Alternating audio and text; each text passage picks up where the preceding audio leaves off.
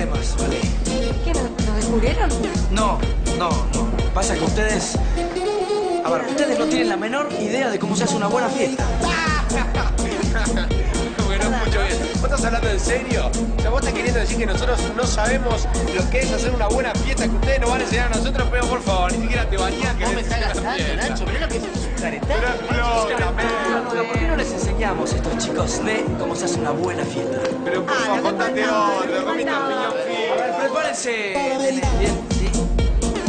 En una verdadera fiesta, en una buena fiesta, no puede faltar un buen reggaetón.